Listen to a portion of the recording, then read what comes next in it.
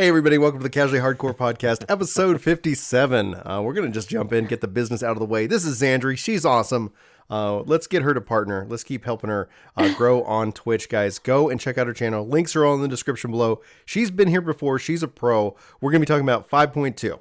That's pretty much all the intro I want to give. Chris, do you want to shout out who was our last guest, who's the sponsor of this episode, so we can talk some Final Fantasy? Harry was our last guest. We had a great time talking about everything that he was doing leading into 5.2. So it was a nice time to talk about side content and all of that because we didn't have 5.2 yet. And then we were partnered with Shadow PC. I have been playing a lot of things over there, everything except Blizzard games, because that's against terms of service and I would never do that. So check out the links below. Theoretically, I bet the games would work over there, but I would never do that. So let's jump in and talk about 5.2. Xandri. Yes. All right. So tell us what you've experienced. And again, no spoilers right now. Spoiler free. We'll talk about spoilers later. We'll announce it. But what have you experienced? Like, this is, I think, an amazing patch, but I'm going to share my opinion later. Go ahead. I have not done enough. Not at all. Still feels like that. Yeah. Yeah. Well, mainly my only real experience was Wednesday evening. And I got my full set of crafted gear. Thanks, Sav. And Full set? Yeah. And what is the value on that on your server? Chris I bought haven't even looked it up. Chris bought my weapon at 6 million gil for me. 7 million. 7 with if tax. anybody's counting. With tax. Everyone says I have streamer privilege. I guess that would be the actual definition. You get skip the queues. You know, it's like, you get patch notes early. It's like all the theories that people have about streamer privilege. It's all true. It's real. It's real. Not gonna lie. So I received that, and then the first thing I really wanted to do was get all of my unlocks in, so that I could get to Extreme and Savage this weekend because I'm going to be part of a static, which is really cool. It'll be my first static. And so I did the first quest of the MSQ to see our little voice acted parts. And then I unlocked Ruby. And then Ruby. I'm sorry. Yeah. Ruby Extreme. Got to phase 2 in about 40 minutes or so, 45 minutes. It was probably like 6 pulls once we worked it out. And I also went through, unlocked all the way to E7S. I didn't actually do the fight, but everybody was really excited to see me unlock E8. So I was like, I'm going to wait until the next stream to do that. Yeah. So I haven't done anything since that night because I want everybody to see every step of the way. That's fantastic. People like to see me be upset or something. I don't know. This rating is E8 so good. super spoilery too, so it's not. It's like you can't. Just going to use letters. Hopefully, you can't even go watch other people's streams. Like I'm just telling you, don't do it. Like if you're trying to experience it, I didn't even. 5 and 6 are fine. 3, you don't really know what you're looking at unless somebody tells you. Yeah. 8 is just straight up spoiler territory. Yeah, that's what I've heard. I really appreciated how they managed the narrative right here. No spoilers in introducing Ruby, driving the story forward with 5.2 and Eden. Like they do it in a way that it doesn't matter what order you do it in. It all kind of fits together rather than like, okay, we need to talk about these characters.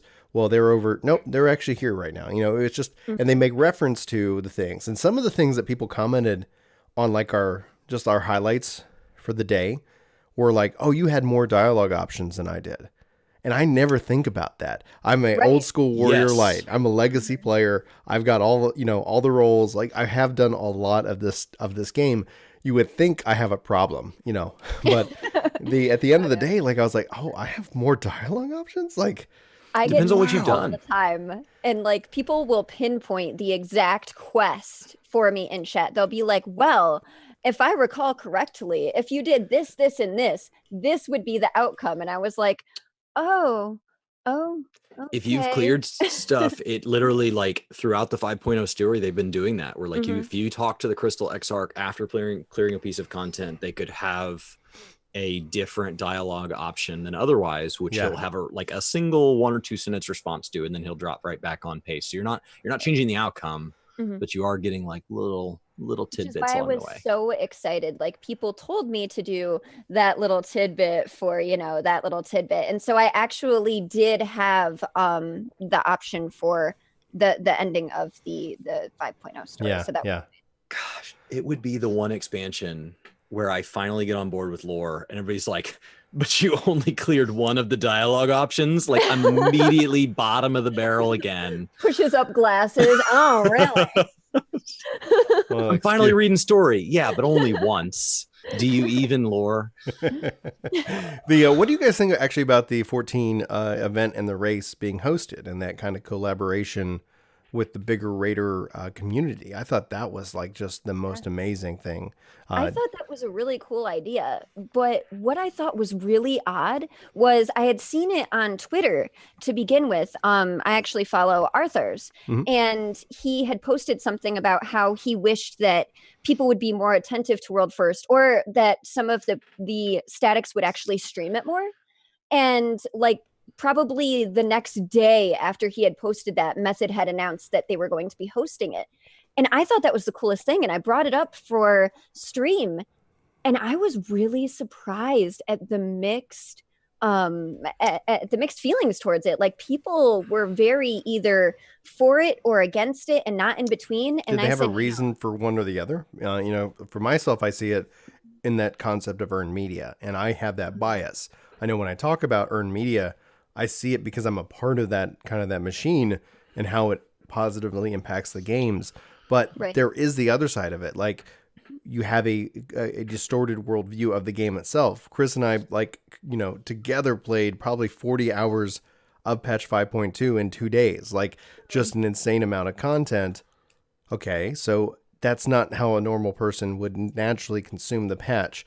So we are somewhat isolated and disconnected due to the nature and our content schedule.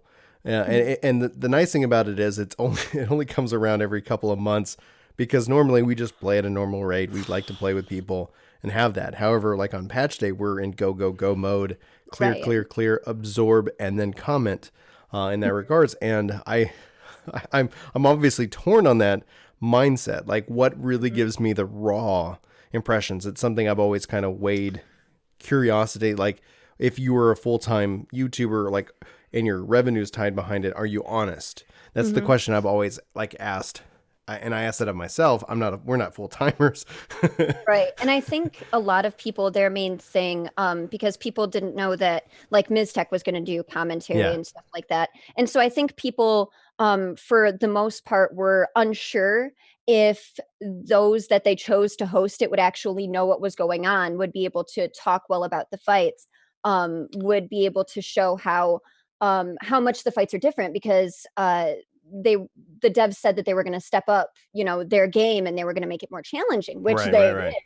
And the other part of it too was people know that like Method is mainly was originally just a Blizzard organization. They don't really want to have that affiliation with Blizzard. And then a lot of the people that actually watch all of their casts and all of their streams and such and really follow them are more like diehard WoW fans than they are Final Fantasy. And so a lot of the feedback that I got was that they didn't like things that people were going to say in chat, putting down the game, putting down the players that played the game, putting down the global cooldown, which I get. But from me, my actual... The speed of the global cooldown? Because correct me if I'm wrong, WoW has one too.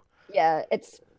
But and I did hear that they did say some pretty toxic things. But from me, my standpoint, I actually didn't get to watch the World First race because I didn't want to spoil myself, and I was at work. Right. But my standpoint was, I love this game, and if there can be more outreach because an organization like that is hosting a World First, and they're bringing other people to possibly notice the game, to try out the game, like, for me, that's a really good thing. They might bring people that might be a bit toxic, might be a bit callous, whatever. That's just what you're going to get with a player base, and that's what you're going to get with games that are online. But for me, like, that outreach is amazing, because I really think that these people deserve even more of a population for this MMO. And so that was my big point. But I was really surprised that the negativity that I saw around it, I was like, whoa. Yeah. So... Tell us Method has had like they had people coming in and mocking them during their world first N'Zoth race, and they hadn't lost yet, and they were still like, so the toxicity in that stream, like that's just part of that particular community. Just like there are 14 streamers that have communities that are very different than other 14 streamers, even though they might be live in the same time slot and broadcast to the same region. So Oh, of like course. there are very different communities, and usually each creator feels blessed to have the one they have, because their actions and their choices usually help kind of foster certain people feeling welcome and other people not. And so creators that have a certain personality tend to gravitate a certain viewership, and Method being into that hardcore, if you can't do it, you're trash, like that draws out that aspect of the people coming in and chatting. And I think probably a lot of tame people that watch them just to see the content don't get to post because they're always in follower only chat, they're in subscriber only chat. And so it's like, well, if I'm only watching you for a world first race, maybe I already gave off my prime or whatever, and I don't need to chat. Well, there's 50,000 things. Like I'll just watch it. I just close it when I watch that. As for like, will they have the right broadcasters? Watching the world first N'Zoth race and then comparing that to like world first race from several years ago, they've come a long way, and they have regular guests now. They have regular content creators. So even if it wasn't handled the way people want, like it can grow and mature over multiple races. So I would say give that time. Like, oh wow, they didn't do it perfect the first one out of the gate. Okay. And I think the visibility is good. Now, Brian, you asked at the top of this, the question was, what are the pros and cons? Yeah. And like Ian Hanakostas, the director of World of Warcraft, their Yoshi P was asked directly, like, are you guys going to do something to interact more with the world first race as Method makes this effort to basically make it an esport? And he said World of Warcraft PvE, like the race to world first, is not an esport, never will be an esport. We will never design this to be an esport. It is designed to be a wonderful RPG MMO experience for the average player. And the world first race, while it is cool and he's very glad they do it, will always remain a community run project. And so like, I think that distinction there coming from World of Warcraft, which has always, they've given out awards to world first and all these things historically, and they've encouraged like, you can support the community without saying this is what this is going to be. Right. For them to say that, I cannot imagine how clear it would have to be. Like Yoshi P doesn't foster that like rushing activity. He encourages people to take breaks. So I don't think the game will really be affected by it, regardless of what we do as a community with it. And the pros are visibility. The cons are it taints the race because now you can see strategies, as opposed to historically there used to be a rule back before all this streaming that like you didn't post a clear video within a certain number of days, and there was this etiquette to protect the purity of the race. But in trade for that pure race, it didn't get the same viewership. Not as many people got to take part in it. It's fun to watch a world first WoW race and check in on it throughout the day. Even if you don't play WoW, I've always kind of checked in on the world first races because it's like a sporting event. They're just fun. And to see North America take it this time was awesome. To see fantastic. Limit take it from like Method, who's been crushing, was awesome. And it's going to make the first raid of BFA a ton of drama, because can Limit keep it? Will Method come back with a vengeance? It's just good TV. Like it's just raw entertainment. I wish I had a done a nut sound effect queued up. It's awesome. So like to see that happen in 14, it would have a lot of pros. It would have a lot of hype. It would bring a lot of people into the game who said, oh, I've never even heard of this game. I've never tried it. Is there a free trial? And if they had people like Miztech as guests coming in and talking and things like that, and they had general broadcasters who had an idea and were as researched as they are for the WoW races, where they talk about, man, we haven't seen anything like this since such and such. And these guys are familiar with races all the way back to vanilla. And like, if it had that, it could be a really great event that the community could kind of center on. And I think a lot of people still wouldn't watch it because it's super spoilery. But I think for the people that would, it would bring a lot of new blood into 14. And I know people are afraid of the game changing, but the game's going to change regardless. So we might as well share it with people who haven't gotten to experience it yet. Right. And that was my absolute thought. Was for me, it was all, I understand that there could be some repercussions from other people playing the game, but for me, it was all positive. I was really excited about it. I was like, this is so good for the game. This is so good for the Twitch channel. This is so good for them to, climb up the ranks on the browse page to get even more noticed. And I really was surprised with the amount of people that were like, well, I don't know. And I was like, wait, what? How do you not know? It's changed though. I mean, you have to, I look at it with the 14 community as it's grown to be one of the prominent MMO RPGs out there. And me thinking from an Final Fantasy XI perspective, like, just like, oh man, we were so niche. It was such this tight knit community. We're like, we know what we're doing. This is so good. Aren't we special? Oh, look at all these people. Yeah, that's the baby sauce right over there. I'm not gonna sit here and pretend like I wasn't some kind of fanboy. And thankfully I've matured to have a finer appreciation for things in that regards. White Claw, not sponsored. White Claw is such a big thing in the office where I work right now. I hear it's a huge sorority thing. I like it. It's filling. And since I can't, I'm like avoiding like wheat grains, and so I'm like I don't drink whiskey anymore. And I'm like, okay, this is nice. I keep muting because it's like it does fill me up. I'm like, mute. My office manager will be like, I did this, and this last night. Brought to you by White Claw. And I'm like, oh my God, did you really just say that? The player in me, I tried for like years and years to get Chris to come play Final Fantasy XI with me. And it never happened. It's still one day. That's my big fish right there. Thousands of hours. I have this secret plan. It's called create a YouTube channel. Like, get to some level of relevance. Yeah, whatever. And then eventually he caves. It's been a decade-long plot. I'm actually really surprised because I knew that it was a thing and that it was still around, but I didn't realize that there were still like patches and stuff for it. And a couple of my viewers have mentioned it because people were talking about, skepticizing whether or not there was going to be like an FF16, whether or not it really was in production, whether or not it was an MMO. And then people were saying that they didn't want 14 to die. And then a couple of my members were like, well, 11 is still around. People still play it. And I was like, really? I had no idea. 11's actually growing in population. It's had, it's kind of stabilized in what it is. They're working on a big update for it in a couple of years. But that's like, you bring up a good question. Like, what does it mean for an MMO to die? Like, in that regards, because I've always believed, it's my same belief that I have with the world itself, is that the world ends every day for somebody. And I know that might seem bleak and not to get like, or morbid, but that's the reality. Like, at some point, today's the last day of somebody's life today. And same thing goes with their love of 14. And we see it all the time. We see people come in with a fire. This game is incredible. It can do no wrong.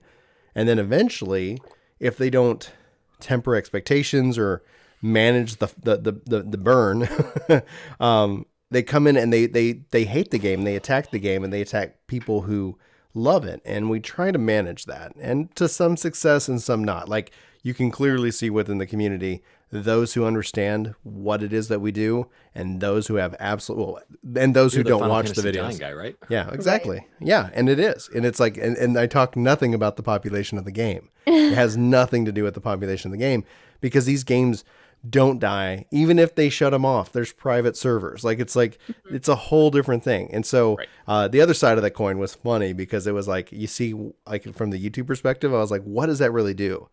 Hands down, like, if you want, like, all it is subscriber growth. Like, you go look at the numbers, huge subscriber growth from that video itself. And so it really kind of affirms that, like, in YouTube space, it's all about like that negative, like, especially within gaming, negative energy grows. I don't know what kind of community it grows. Yes. Oh my gosh. You see that so often now. That's like, I'm sorry not to interject, but no, please. It's absolutely frightening. Now, like, for example, I'm not a Fortnite player. Mm-hmm. I've played Fortnite like once. Yeah. I've heard of Ninja. Of course, I've heard of Ninja, but it's like every single post right now on Twitter. The guy who says who gets mad at it's just a game, and it's literally like one little clip that was from like his stream or something, talking about whether games really are just games, and he was comparing himself to like LeBron and a couple of other people. And I have not listened to the clip. I'm going to tell you right now, but I am so tired of people posting it. And their Twitter is growing from it because of what they've said about it. I'm like, this isn't even about you. This isn't even about your content. It's my big problem with social media. It is my like foundational. So Chris and I embarked on this thing, and you'll notice a pattern if you go look at the years. It's like our content's positive. Mm-hmm. However, like we'll seed in a negative, get you into the video, and it's clear now who watches the videos and who doesn't. Right. And they'll come in, and it's like Chris posted a video this week, and he posted it as a premiere, and somebody came in and was just like, "You're an idiot. Like this is why you're wrong." And I was like, the video isn't even live yet.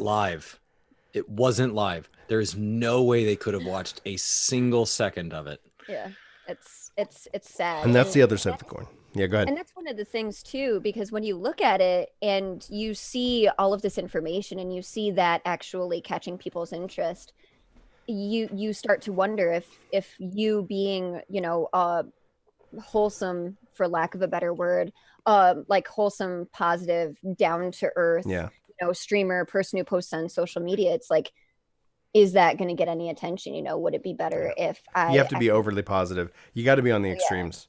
You got to be it doesn't one side bother or the me other. any, but I can see other people who have kind of stagnated or just like hit that plateau, just be like, should I act this way to, get where I want to be, or should I continue, being true to.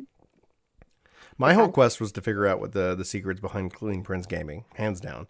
I'm sure he's a nice guy, but I'm like, Chris asked me, like, how's this guy growing? I think it's super easy. I think barely he's that guy in high school that literally read the Spark Notes and wrote the essay like on the bus on the way to school and got A's and was like, English classes are so easy. And then YouTube came into being and he's like, I can do this for a living. So he goes out to Reddit. He reads the Spark Notes equivalent of how the community feels about a game. He doesn't even have to always play it.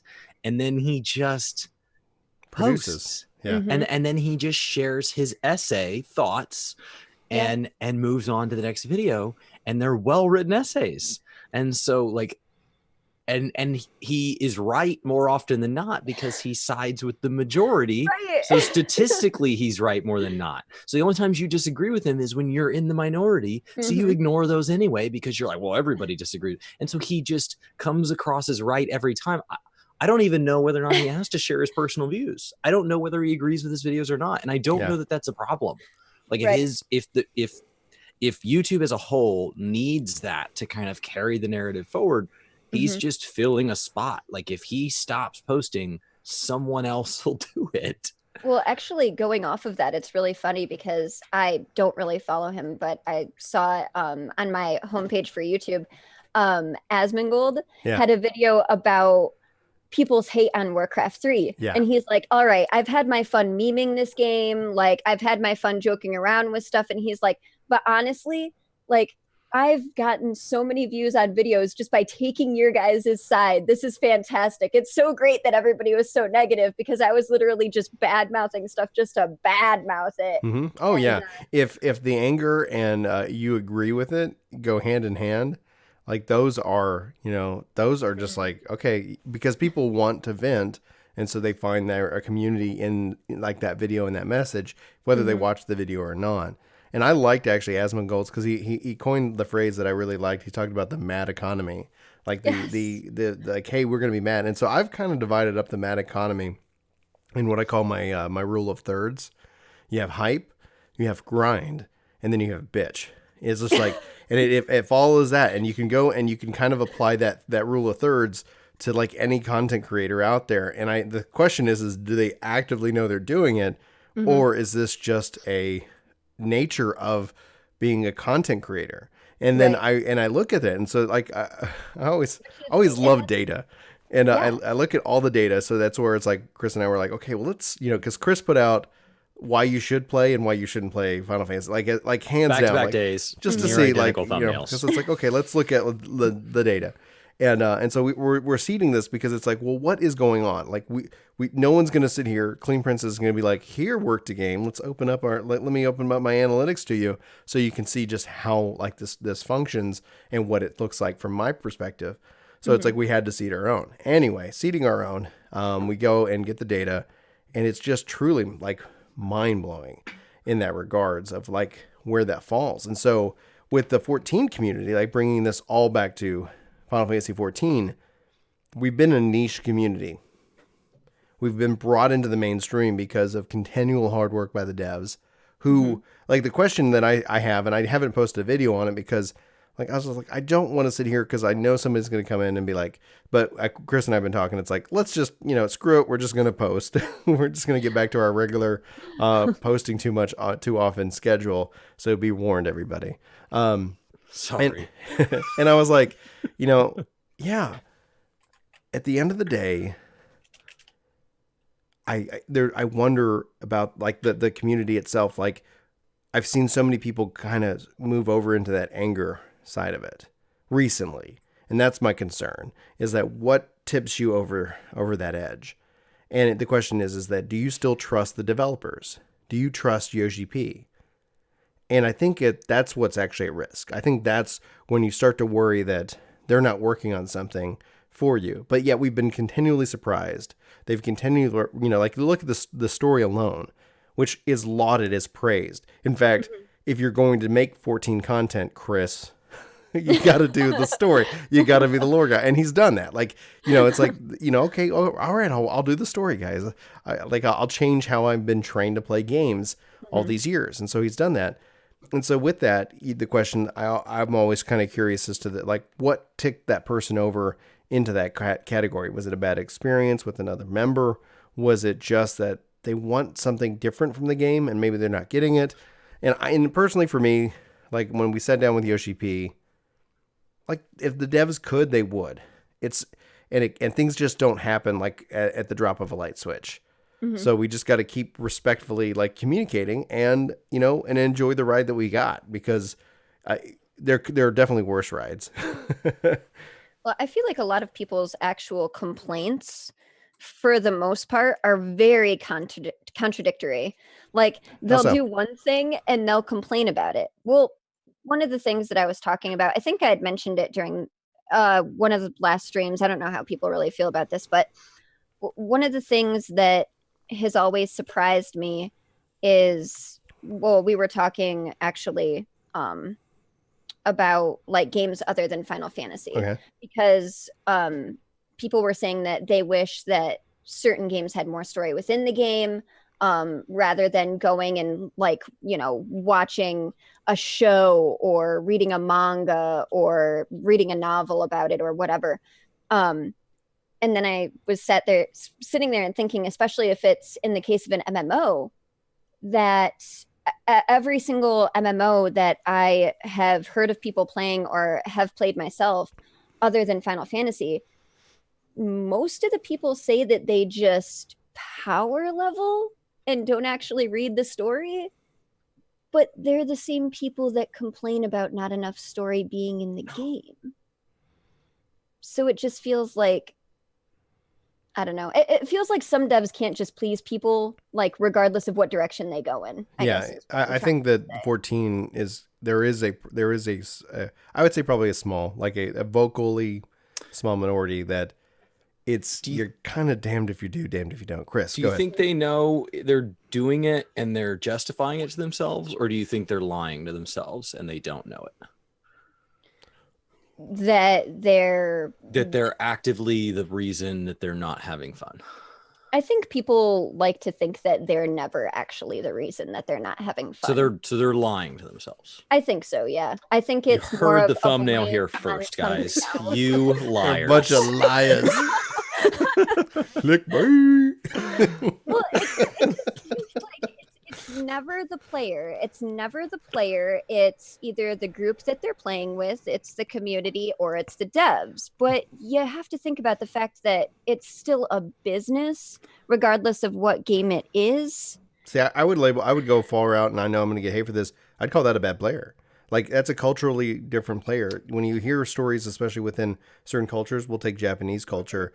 The good teams, the winning teams, don't look at what you did wrong in the raid. They look at what I did wrong. Like, hey, I did this wrong in the raid. I could have healed you better, or I could have shielded you at this time. It's how I can improve overall that's going to get us to win. I'm not going to call you out, because if you're focusing on yourself and knowing your own, like, oh man, I dropped that rotation, or I missed that off the global, and that that dropped 5,000 DPS. Like, okay, cool. Like, if you were sitting here working on yourself, overall you're going to have that experience. So if you're always outward looking at somebody else is the reason why you're not succeeding, somebody else is the reason why you're not having fun, hopefully that's or if you're listening to this, like maybe that's a wake up call to say like, okay, that's fine. And definitely are situations in which that people are trying to keep other people down.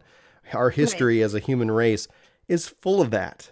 Mm-hmm. But, like as a father, I know that I can only control me. Mm-hmm. And I can hopefully teach my kids how to control themselves. So bringing that to gaming, Method does a great job of content creation in and around the top level of play that I hope develops more in 14, because I think when people want to see like what these players go through and stuff, like instead we have this animosity towards parsers and things, and it's a much bigger conversation. But there is a group of people who are playing this game objectively better than everybody else. They're getting more out of the same class, whether in the same gear, they're just getting more output. Mm-hmm. And they're able to clear things faster. And that is an admirable trait in its own right. Just like it's admirable that Ethos knows so much about lore, and it's admirable that Mr. Happy has cleared so much of the game. Like there are a lot of ways to play this game, and being really good at Savage and Ultimates is admirable. Mm-hmm. And there was a Method player, and he said he was recruited out of a guild that like wasn't even in the top 100. So like you assume that like they're drafting players from top level guilds, and it's because they said we don't like top 100 is mostly representative of like what you've cleared and everything, not who you are as a player. And so there might be other players that would have been a good fit in the top 100, but what singled him out was they thought he had the right attitude. And he said, but like my gear isn't good enough. And they're like, we got gear. We'll gear you. That's not the issue. We got the gear. They spent 300 million gold, and they run splits every week, which is just crazy numbers of splits. They run splits for every armor type. It's obscene how well they can generate gear. And they brought him in because he said like when he was interviewing for it, they said, okay, well, like, what's your view on when somebody else keeps making a mistake? And he said, I've never had a pull in a mythic raid that I could not have improved in some way.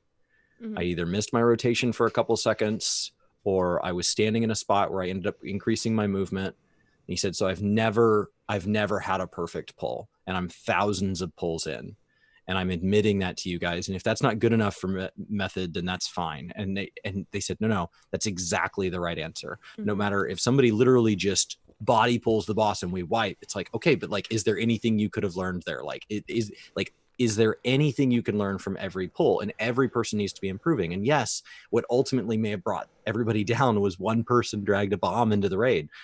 But that doesn't mean that you can't look back over that pull and say, yeah, but if I'd been on the edge of it, could I have gotten out of the bomb anyway? Like defensive driving, right? Could I have adjusted? Could my rotation have been better during that pull? Could I have done something to help the boss down player faster and skip that phase? Right. Yeah, absolutely. And so like that's a mentality that if you're only focused externally, you don't get that. Mm-hmm. Savage and Ultimate content's the only time you're really forced to kind of improve like that. Normal content, you can just get carried. You don't have to get better. And if you can't clear it this week, just come back next week. Maybe everybody else will be geared enough to carry harder. Like you don't have to be good at this game. Leveling doesn't force you to learn how to play your job, especially a healer and a tank or an AoE class like Black Mage. Like you don't learn optimal rotations. Deep Dungeon didn't do it. There is no requirement in Final Fantasy to be good at your job. So, speaking of, though, Final Fantasy, this has been a really, like, fantastic, just like, opening. So, with no spoilers still, because we're still in the no spoiler zone, chat was asking if it's okay to ask spoiler-based questions. We'll get to that, so just hold off on any spoiler-based questions here. Hammer. No, I'm just kidding. No. Hopefully not. But at the end of the day, like, so, from what you've experienced, kind of around the room, vaguely, so like not giving anything away, what's your takeaway from 5.2? What is the thing, I want to say, the thing that surprised you the most and the thing that you enjoyed the most? And they could be the same thing, but I'm going to let you go. Xandra, you're our guest. Go ahead. Probably the thing that surprised me the most was the attitude of a certain character that you meet when you're unlocking Eden, who I wanted to slap. You haven't finished Eden? No, I haven't completely Okay. finished it yet. I've Cool. unlocked East. Carry on. Yeah. Did you get a Jessica Jones vibe from her? Yes! Yeah, thanks. I was just like, why am I? Yeah. And probably one of the things that hit me the hardest was kind of, and I had seen your tweet about it. I believe, Brian, was a certain character having to deal with repercussions of things that he thought was right previously, and now he's not so sure, but now he sees some people, and now he's having you can tell that not outwardly in the dialogue, but it seems like he's now having an internal struggle. Yeah. And a little bit of what happens in that trial kind of freaked me out too, but Yeah. but yeah, it's absolutely fantastic, and I honestly cannot wait to get more back into the MSQ instead of just unlocking stuff. But what's really great to me is that every single thing has a story, so it's not like, oh, I have to unlock Ruby first so I can be ready for Extreme. It's like, oh, what's the story around Ruby? And same with the next year. And we know what's coming. Yes. It was really in your face. I didn't see it. And then chat said, it's really in your face. And I was like, oh, yeah. Yeah, I cried. I cried like that. And that's why I tweeted what I tweeted. Yeah. As vaguely as that is, like, it hurt. Mm-hmm. I was so hurt by that, because for whatever reason, I just saw myself in that character's in that character's shoes, and it just hit me, and I was like, oh. And then it hits you again with, this isn't gonna stop. No. And it's one of those things where it's a very human aspect. Like, you wouldn't expect so much emotion to be in it. Now, I can't obviously I can't connect with it as much, though it was really upsetting to me. But like, when I saw your tweet, I was like, oh, so I wonder how people who have families feel about this, especially without obviously getting into spoilers, the pleasing aspect, like, and then having what happened, and or at least what we know so far. And it's just like, okay, and then they're just gonna keep doing it. I mean, it brings, what about loyalty? Doesn't it change that? Like, moving forward, so you finish that storyline, so you have as much information as we do. Like, when we get told a story that's so emotionally moving in 14, which there's many, not just in 5.2, it sets it up really nicely for future times when that story might pick itself back up, where NPCs can change, right? Where their allegiance to things can change because they've been put in an emotional bind. And so now they're going to have choices to make. And then no matter which way they make, there's going to be casualties of that. Right. Which is how I feel about multiple characters. And it was actually, I had posted a reaction to just that first part of unlocking the trial. And I had a comment where someone said, I can't believe that the people of, Eorzea that you're working with actually trust, these certain NPCs to help you, to fight. And they're like, well, why are we giving these people a second chance? And I was just like, well, from what I can see, it's A, B, and C, but I do see an internal struggle where it's like, now I'm not so sure if such person is still going to be helpful in our endeavors because of now what he's seen, Yeah, it's a real question. It's really going to be interesting to see how that plays out. What'd you think of the content? So you haven't run the dungeon yet? Are you far enough through MSQ? I have not run the dungeon. In there. It's like 3.5 hours in. Literally just done the first portion where you go just in to get to Ruby. Just to get to Ruby and move on to Eden. You've done the first 3 fights of Eden and you've done Ruby. Of those 4, which fight do you feel like will live the longest? Like, as far as like, if you have to do it 20 more times and it comes up in your roulette 5 years from now, which one is going to age the best? And then which one do you feel like for a first time through is just incredible? Because those are two different play experiences? Um, well, for a first time through that I actually can't wait to keep getting better at it now that I've seen the mechanics is definitely 5. I was really, really, really excited about that. Okay. Yeah. I really loved how you describe such person Serene, and then the actual Yeah. What boss is that? comes up, and you're like, this is not what I described whatsoever, but We've been okay. hitting the head too many times. And then I really, really loved, probably the fight that I would have the most fun doing is definitely 6, just because of, having 2, and then they what showed it happens. as a part of the live letter, so we know it's Groot Yeah. and Ifrit. So that Yeah, was I guess, yeah. But I was really excited to see what the essential, it wasn't really like a phase 3, but what phase 3 turned into, and then having all of the mechanics together. Yeah. And it actually, for the group that I went in with Stream, it was actually kind of tough for everybody to, cooperate and figure out, where you had to, stand and have other people get into, different mechanics with you. And that's think 7 probably was the one that harder. I love. I think 7 was way harder. Oh no, not that it was harder. It just Okay. it was more of like tougher to,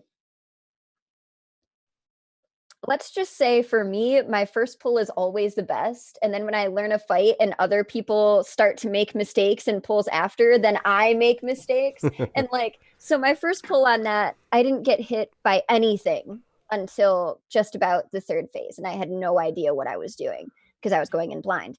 And then the next pull that we did, I made mistakes from from pull. It was a horrible. So it was like a little bit of both, but. So Chris, what was like the most? So Chris, how many? What was your most surprising? What was the most enjoyable for you? So we're gonna have to trim 8 so that we're operating on the same purvey as Xander here. So whether or not that would rank in mine, I will not include it. So I would say 7 will age incredibly well for me. It's fun. It's delightful. It picks up off of mechanics we learned through previous Edens. It adds in some new stuff that's super fun, and people either get it or they don't. And so I can run it every time and just go, yep, you're going to die. And it's as fun as when the floor drops out from people in the first 4 Edens. It's that level of satisfaction knowing how well you know the mechanics, and a little bit of if we're gonna wipe, I at least want to wipe spectacularly. And I appreciate that the raid can just fall apart. It's not this slow degrading thing. It's yeah, wipe it up. I appreciate that sudden bring to a halt that 7 can deliver, as opposed to I feel 5, it's I think we're wiping, but I think we're going to continue for 6 more minutes. I ran it with one group and it took us 15 minutes or something silly to get the boss down, but we never wiped. We got all the way down to a healer, and then we came back up, and we got all the way down to me and a red mage, and we got back up, and it's okay, guys, at some point we've just got to die. This is not graceful. Totally clean. Yeah. So, but as far as out of those 4 fights, and the dungeon was fine, but out of those 4 fights, I would say, I guess I couldn't factor the dungeon anyway because you haven't done it. The best, the first time, was Ruby Weapon. Ruby Weapon was beautiful. It was incredible. There was so much going on. Be sure that once you've done it enough that you feel comfortable with the mechanics, pan your camera around, watch what's going on. The world is active, needlessly so. It's awesome. And then we already knew it was a 2-phase fight. I had literally said that in my stuff on the channel, covered it as a Yoshi P clarifying in an interview that if you die on phase 2, you'll start in phase 2. So I knew it was inherently at least a 2-phase fight, and I still forgot that. And so we get to the end of phase 1, and I was like, that's the fight? What? And so it was awesome. Oh, that's funny. It was awesome. So I think that was one of the best experiences out of what you've cleared so far. I think there's some things that give that a run for its money that you'll get to. Yeah. Surprising for me was obviously the story behind after Ruby. That was just that's what hit me. That's why I had to tweet. The most, I guess, engaging or the most exciting obviously was the main MSQ. As a player of 10 years, it answered a lot of questions and I asked a lot more. And so I'm just really excited to continue this mystery. The most enjoyable was ocean fishing. Good call. Yeah. Good Yeah. call. Oh my Everybody's gosh, I love it. really therapeutic. A lot of people have said that they like it even better than just like the regular fishing, and they're glad that they put off even trying to work on fishing just so that they could go out and do and try to level through deep fishing. Everybody said that they really love it. I haven't done it yet, but Xandri, we stopped everything on every 2 hours, and we were I did the first 6. We were on that boat. I leveled up every time. We kept getting better. We are learning things. Chris got the minion, and he's working his way to the mount, and so we'll hopefully have a guide up for anybody who's like really kind of trying to hit that mark. Holy crap! Like I love that. I is it the score next to my name as I'm just tossing in getting fish? I don't know. I think it's everything. I think it's the raid style. The joke that we were having, because somebody always likes to make fun of us, like, do you even like Savage Raid? It's like we have, and we maybe will Have you again. seen the screenshots of the people that have cleared 16K in a voyage? I saw somebody. Savage fishers. Savage fishers, baby. We're savage fish raiders. It is so communal. Like, if anything else, like if anybody ever does like some kind of like, oh, what does Brian like? He likes anything that gets us together as a community, and hopefully they attach in some like rebuilding of Ishgard or something more to the fish, so that there's obviously, even outside of trying to get the mount, there's going to be always a demand, because those fish have value in that regard. Right now, just toss them in the trash. Just get they rid don't of 'em. desynthesize to anything valuable because they're meant to be caught by level 1s. They don't vendor for anything because they're meant to be caught by level 1s, and they have no uses in game. So they're listed on your market board, but click on that history tab. Not a single one has been bought. Chat sounding off that they love the fishing as well, so Yeah, that makes They me weren't so getting white happy. scripts day 1 to us 80s, and now people are saying they are. So I haven't been back in. I caught the first 6, and so I just did it for the sake of doing it. It's still awesome. Yeah, I've looked at the clock. If I've been so busy like with work these last, like just this week, like this week has been just like there's just never enough time, and I've literally gone, I wonder if I can log in and get the boat.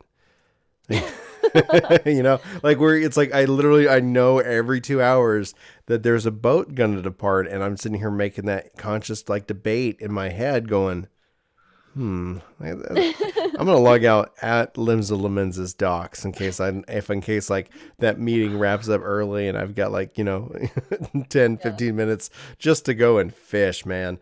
Oh gosh, I love it. It's good. Yeah. They make it so easy for level 1s. It's got a universal lore. They give you the first 10. It gives you like, you're going to level multiple times if you're level 1 per run, and the runs are 21 minutes. So like just go try it. Oh yeah, for sure. Just go try it. Will. It takes me back to my 11 days. It also gives me a sense of like actual PvP. I wish there was a seasonal leaderboard. I wish there was more stats, maybe within the free company, like how many points have you fished up total this week? Just something in which that it's like, yeah, like I'm gonna go do that, and I'm gonna see if I can't beat Chris, or something like that. Where that's what I hope. I couldn't. Not right now. Not right now. He's the you don't have to be high level. He's the seasoned fisherman. There's a technique to it, but the technique maybe they will add in that leaderboard. I mean, they're already doing it for some. Or did they already add it for the crafting? Or was that something that they mentioned in the love letter, but it's going to come out later? Yeah, we are getting champions or whatever with the next round of Ishgard. Mm-hmm. Yeah, that's in 521. So just 3 weeks. Yeah, 3 weeks. We have more. We have more coming. So with 3 weeks, I mean, so we're gonna get diadem. We're gonna get relics, all the relics, the crafting relics, the battle relics. We're gonna get another round of Ishgard, which is supposed to be harder and longer and have expert recipes tied to it, I think, and like things for it's a lot. It's a lot. This is a big patch. It's a lot. And then me being one of those people that's like, okay, I want everybody to see me experience everything, so I don't do anything when I'm not streaming. And then I'm like, right, so I only have 3 weeks to for extreme to unlock everything, MSQ, fishing, crafting, dailies, and normal and savage, and then 3 weeks is up and I have to do everything that comes out in this next portion, so everybody can see me do it. Yeah. Not that it Are has you going to be do that multiple way, but relics? I want to. I don't know Okay. if I'm gonna be able to. I don't know if I'm gonna um like It's a lot solo, yeah, is what it it's sounds a like this lot. first round. Yeah. And Cool. everybody has said how in the past that it's quite a bit of grinding. So I don't I- know. They look Is there cool. any I part of want them 5.2 all. specifically you want more than the rest of it? Yes. I want the dragon from Ruby.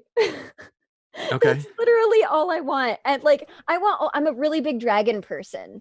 Okay. And so I've done like, multiple clears of Hades. I've done multiple clears of, Innocence in Titania. And I had forgotten about the mounts. And so like I just did a couple of clears here and there when people were like, "Hey, we need another person." And I would just go because it was fun, I was hanging out with people. Mhm. And then I saw somebody with the Hades dragon. And I was like, wait, I didn't know there were dragons. And people Yeah. have been talking about the dragon for Ruby. And so I really want that. And one of the main things was that I wanted to, I don't really know how that's going to work now because of waiting until tomorrow to actually get on and do stuff this weekend. But I actually did want to, for once, clear Savage really quickly and actually be able to put in that grind and say, I did it, week one, whatever. Not necessarily week one, that's just a roundabout, but like Yeah. quicker than other people so that I could put groups together and be like, I'll help you learn this fight type thing. Did you Because, Oh, sorry, go go ahead. ahead. I just wondered if you ever progression rated in WoW, like where that comes from. Yeah, I did. Okay. I used to raid lead Okay. and WoW, and that was the thing, was I was so caught up with the MSQ for 14, and I was obviously so behind because once I started playing, it was already like all of the pre SHB stuff. Mhm. Like it had already been announced and everything. Everybody had already cleared everything. It was like in that not necessarily a lull, but that the time period of what would have been a lull. And so that's when I got into it and was clearing everything. And I wasn't even on par when SHB came out. Like I still had probably another month of content to finish, Mhm. just story wise, before I even got into Shadowbringers.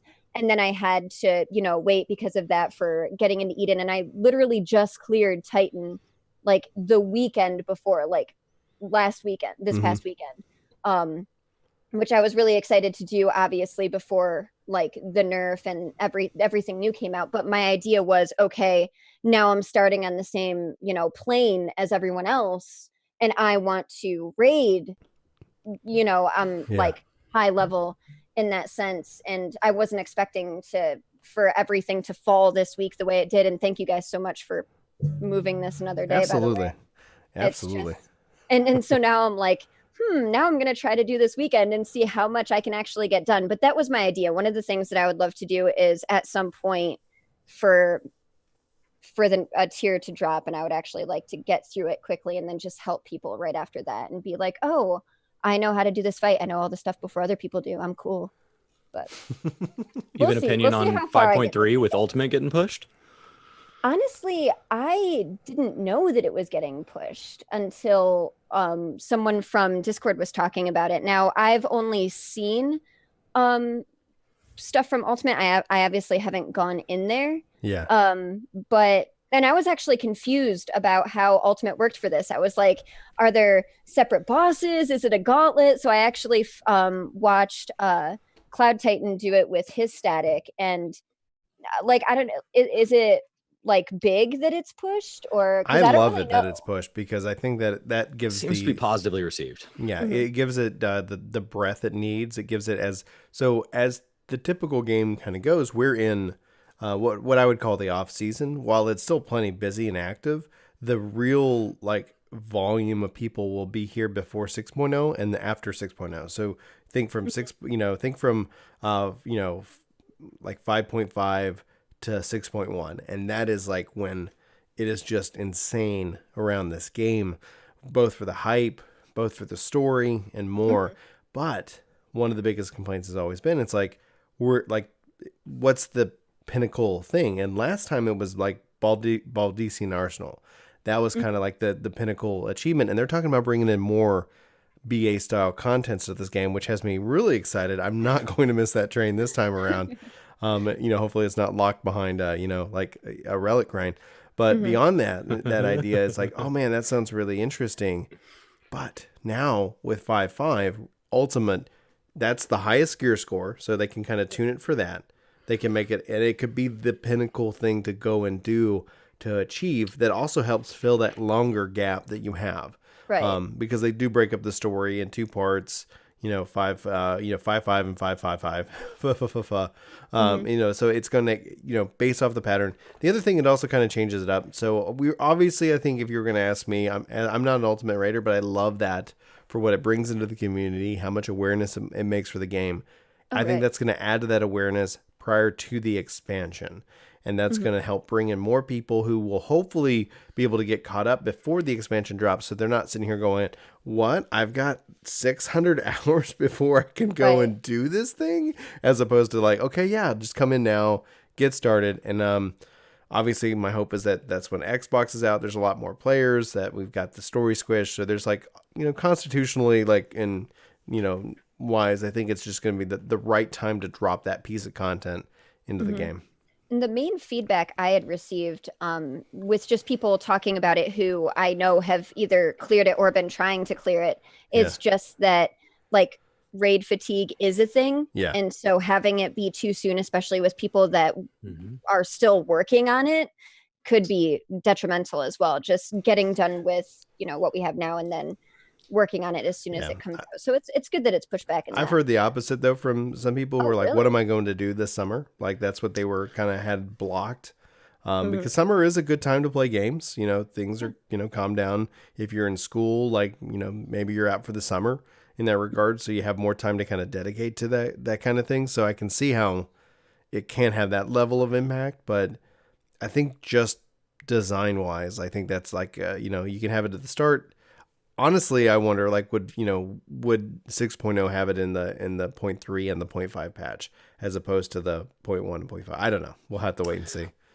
My friends that have played WoW up in that kind of top 100 spot, they've said that the game would, from their perspective, the game does better with more fights because it conditions you for it, and it helps keep the raid from falling apart from too long between things. Big gaps. It also crushes drama about like, did so and so cheat, did all that, and he's like, because there's another fight right around the corner, so if they cheated, like they won't win again because everybody will be looking for it. So like it's what allows somebody, like if you consistently perform that says something, because WoW gets a mythic raid every 6 months, but the other side of that is it's a hard burn rate, and it does breed a lot of that like competitive harden up or get out. So like when you have a fear of toxicity in this community, there's an advantage to keeping them far apart. So like I can see pros and cons. They've said multiple times we'd love to have a third ultimate, but it's too expensive on the team. Like it literally burns out the dev who's in charge of it. Like they don't want to make more than one if they don't have to. And honestly, the other thing with that too is like, yeah, WoW might have a mythic raid every 6 months for, that specific reason. But at the same time, it's like the main thing that you do in WoW, that you gear up for, that you level for, that you actually, will try out different classes for and just like power all the way up, is to raid. And it's just like 14 to me is so well-rounded with so many other things you can do that I'm not an ultimate raider, but in my eyes, I can see, okay, well, maybe you blocked out your summer for it, but you also could do this, and this, because there are so many other attributes to the game rather than just powering up to raid. Now, I know there are probably some people like that in 14 that still do that same thing, but sure. Shall we? But for me, there's more to do. Shall we talk some spoilers as we are officially at our 1 hour mark? We try to keep the show at this, but I know we did talking about spoilers. Do you guys want to enter in the spoiler zone? I wish I had everybody that didn't want spoilers got their hour. So podcast for everybody who hasn't cleared story is on temporary hold. You can come back and listen to the second half. We're going to talk about spoilers now, and we are only going to talk about spoilers up to the point that Xandria is cleared as to not spoil anything for her. So we will let her kind of lead this off, give everybody a second to kind of click off in case they've been like, the phone's been in their pocket. They've just been like, listening. oh God. They can't. He was the Marshmallow Man the whole time. So just to kind of restate my understanding of where Xander's at, you have not cleared MSQ. You've basically only done like the first 2 quests, really. Yes. So you have not touched the majority of the like 5+ No. hours of MSQ. No, and I did hear that it was a lot. People were saying you should block It's a out lot. 7 hours, and I was like, Took me 5, I have nothing to 5 do and a this half, weekend. but I was also breaking for fishing, and so like Yeah. and I'm a slow reader. You cleared the whole Ruby story, so you've got your extreme locked, unlocked, and then you have done Eden. Just the first 3. Have you done everything? Did you do the quest after the 3rd part? Okay, I so did you not. you cleared the 3rd boss, and then I guess you saw the cutscene at the end of that. No, actually, I'm sorry, I didn't clear the 3rd boss. I only Oh, did the 2nd boss. I know what the 3rd boss is, though. I actually did see that Such in the a world good first. fight. So. Yeah. such a good fight. Okay. It's well, different. It's so I very guess let's talk about the Ruby story first, Yes. because like that's where that's something we can talk about in its entirety without Yeah, I slipping cried. up. So Well, I I really actually have something before that, Okay, go ahead. if you don't mind. No, One of- like go ahead. one of the questions that was posed to me, and I don't know if you guys have any input on this. You're fine. Surprising. Was you go in first, you go to like Revenant's Toll, and you are told that you have to go and speak with Gaius. And that was actually one of the first things that I put up on YouTube. Mhm. And I had a comment about somebody saying, I have no idea why we're trusting Gaius and Estinian so quickly, considering all of the things that they've done in the past. Quickly? Yeah. And in my video, in my reaction, there's literally me going, yes, we need to trust him. He's hot. But my character in game, because the camera will pan over to your character, and your character looks kind of skeptical, and they pretty much are. Raban is like begging. Not mine. Not yours. No, Really? I wear a pig suit, so it's that Oh. same blank serial killer expression in the back of everything. I think it boils down to that when you there is a kind of a I have to trust him, so I don't really in that regards, where okay, like this is who he was. The question with him, and especially what Stormblood overall asks, is redemption possible? Mhm. And it really didn't answer it. That's actually, I think, probably one of the narrative issues that I've had with Stormblood, is I didn't really get any kind of true conclusion I was hoping. I looked at it as a tale of two cities. You have obviously she loses her memory, and for some reason I have a hard time pronouncing her name, so I'm just kind of glossing Ian's a over. fish. It's a whole meme. But then you also have Fludola, and she is imprisoned, and she willfully engaged in kind of the persecution of her own people. She was artificially infused with the Echo, and then and so she's left with a choice. She's having to deal with the consequences of it. Can she be redeemed?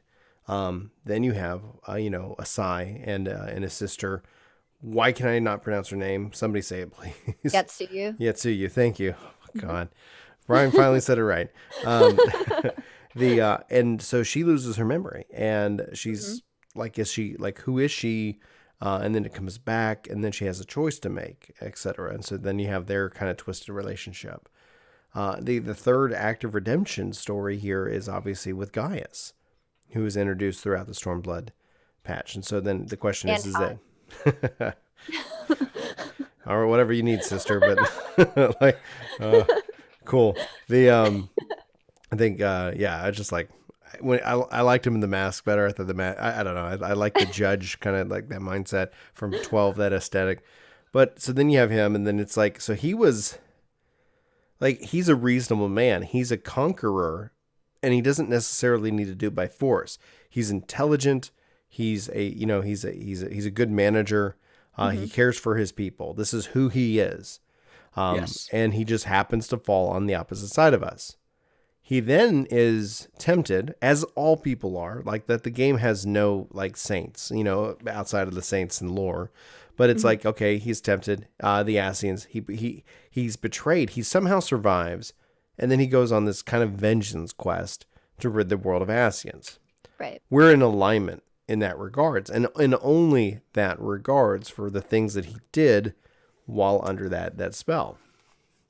I don't think we'll ever come to trust him. Maybe through this story we will, because what this reveals is him as a father. Mhm. If we keep killing his kids, he could turn on us. Well, that's the thing. I don't see how we don't. I mean, I don't see how we don't. If you're they sitting keep coming at us in suits, Yeah. if you keep bringing Gundams, I'm gonna keep killing you. Well, my right, response. like how does he not pilot the third the diamond? Right. How does he not take the don't take my kids? I Right. will do it. Like etc. Like I, as a father, like that hurt that his daughter was the pilot, and then with the Oversoul, and then infused her with Neil Van Darnus. Holy mother of crap! Right. And that's where I cried. I was like, oh my gosh! And then that his kids are pursuing this work, this father, and I'm not like I know that.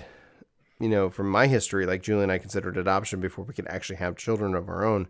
It's like the fact that obviously they're adopted because they're raw, but like I would think that he doesn't see him that way. They're also striving for his approval. There's an interesting, complex relationship that has come out of this, but you can obviously see the care in the realization. I don't know how that does not, as a dad, if I was in his, if he was me. Like I would do everything under the sun just to prevent that.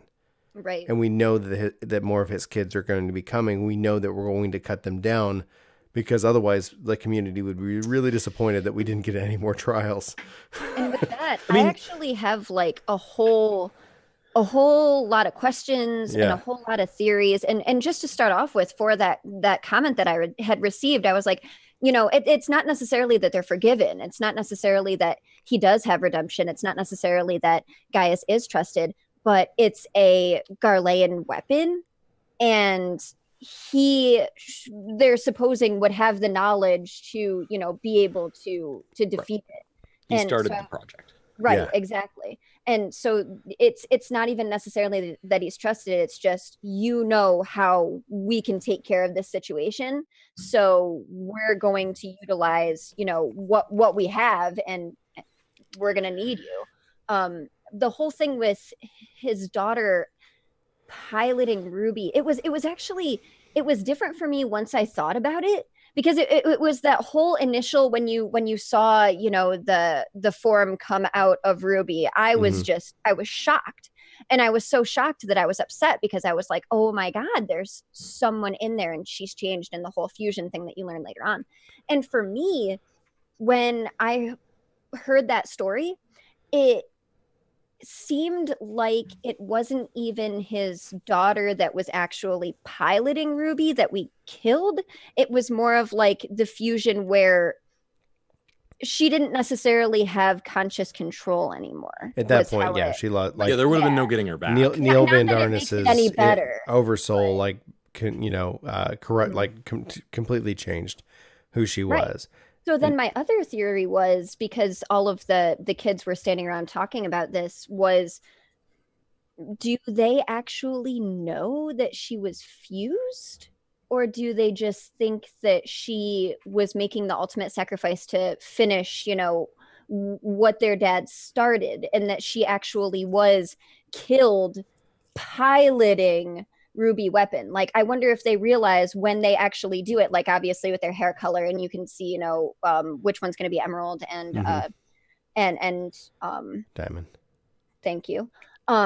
That do they actually understand that they're sacrificing themselves when they're being fused, or do they really think that they're piloting these things against, the resistance to their death? Does it matter? You know what I mean?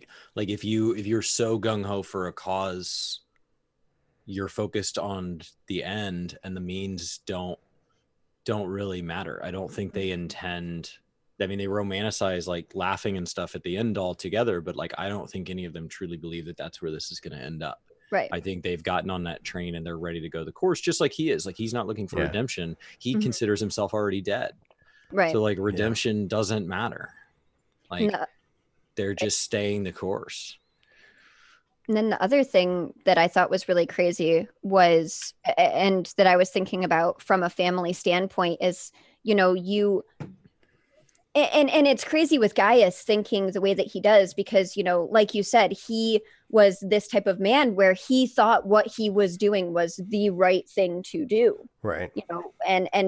and then he realizes it wasn't, and so now he's trying to correct it. And it's just like, as a parent, you have to see like the example that you're setting for your children. So you could be thinking that you are doing the right thing, and you could be raising your children like these are the things that you should be doing, and then it's not necessarily correct, in the grand scheme of things. And it's just amazing to see it brought to light where children want so much to please their parents, or just children who just have it so much sunk into them that they want to be like their parents. Well, adopted children, I read that, that also is a big factor as well. Right. Like they want to prove themselves. Mm-hmm. I don't know that there's a specific age, but there is a transition. And I think it's different for everybody. And maybe some people never get there, but there's a transition in how you view your parents. Like when you're a kid, they're the be all end all, and they're always correct. And at some point you start to realize they're human. And at some point they almost become a peer in some ways that still has like a mentor aspect. And so like your relationship with your parents really changes as you go through the decades. And like in my 30s, I feel very differently than I did in my 20s. And I assume in my 40s, I'll feel different still. So like you can also see that in like Sid, right? So Sid is older than them, and Sid was mentored by Gaius and views him as a father figure in some ways, and says like, I didn't agree with him and I went my own direction, right? So there was some point where he felt strong enough in his convictions that he feels Gaius gave him that he was supposed to go a different course, and he still respected Gaius the same. He just said like, we're not on the same side of this. So yeah, ideally, if any of those kids live, when they look back on this through all of the PTSD and everything else it's going to give them, like, because like the problem is they've sacrificed so much at this point that they feel pot committed, so they're not willing to back that train up, but they're only causing more emotional damage as they go further and further down this course of sacrifice. Hopefully they can look back and get some semblance of like who Gaius was as a person, not as a father, but as a person. Yeah, exactly. They respected, and the role he played in their life in the context of like that he had his own life. Like you only saw him in that father role, but there was a time when he was your age. There was a time when he has conflict and all of that. And hopefully they get a chance to see that. Right. It'll be neat to see what, if they do end up seeing his legacy, or what his legacy even ends up being. And what's really crazy about that I was thinking about is it almost felt like some foreshadowing when he's talking to, and the name escapes me now at the moment, but the other Garlean who was originally working on the project that they were traveling together, and he's like, don't you go back, and I felt like it was foreshadowing, like, is he thinking about making that sacrifice just for his kid? Like maybe he does end up, piloting one of the weapons to stop what he had created, or what if he just wants them to I think he'd be piloting to his own death. Yeah. No. Yeah. I think he knows we'll kill him. I think he would get in that suit with the intention of being killed. I just feel like that was such such foreshadowing, because regardless of like if you were looking at it at that time and saying, oh yeah, he's definitely going to pilot the suit into his death, it's just like, okay, he's going back there, like regardless of what he's doing. It just feels like, all right, this is an omen, he's going back, Yeah. But and it's also very sad because you see that struggle, and I love Gaius's character. I love all of the different changes that he's gone through, and I was just like, oh, it felt like my heart was ripped out too, and I don't Asking Hunter's a cool title. It is. For sure. I think though, like, I just put myself in his shoes. I think he's going to try to reason. He's going to try to beg. He's going to try. And then as soon as Sapphire goes down, I think his course is going to be clear. That what he needs to do. And it's like the only way this stops is if it ends with him. Because like in some way they're trying to prove themselves to him in some way. And maybe that's why he survived. Like if you believe in a life that, consequent, or what's the word, not consequence, anyway. He still has his role to play. Right. Like He's not done. repercussions? Not repercussions, it's coincidence. Yeah, it's like if you don't, coincidence. if you don't believe in coincidence, that it's like, okay, there is a reason, a driving hand, something going behind the scenes, the reason he survived, the reason, it's like, if who knows, like he's a man of conviction. The question, isn't about what he needs to do, but does he have the conviction? Does he have the fortitude to see it through? And like, me putting myself in my shoes for my kids, like hands down, yeah. Like, all right, it's been good. It's been real, guys. Let them live. Like, that's that's how I see it. Mm-hmm. But then even if that ultimate sacrifice was made, would it have a big enough effect on the children to realize that they shouldn't be heading in the direction that they're heading anymore? That's the other thing too. You never know. Right. Yeah. You never know. You just don't. And that's where you kind of have to say everything else. He's got to exhaust some other effort, right? Because it's not like, oh my gosh, that was my daughter. And it's like, okay, no, I have to kill myself. It's like, you're like, okay, how do I stop my kids from doing this? And then they're convicted. They have that constitution. This is what they're doing. Right. Mm-hmm. Okay. He'll help us sabotage Sapphire Weapon. And when that fails and we kill his son, then he won't have another plan. And he'll tell us how to kill Diamond Weapon. And then he'll get in it knowing. And I'll cry. Knowing full well that we're going to destroy it. Yeah. Mm-hmm. So that's sorry. No, man, that's a great way to end though, because it's gonna be interesting to see when we look back here in a year, because that's gonna be Yeah, we could be wrong about all of this.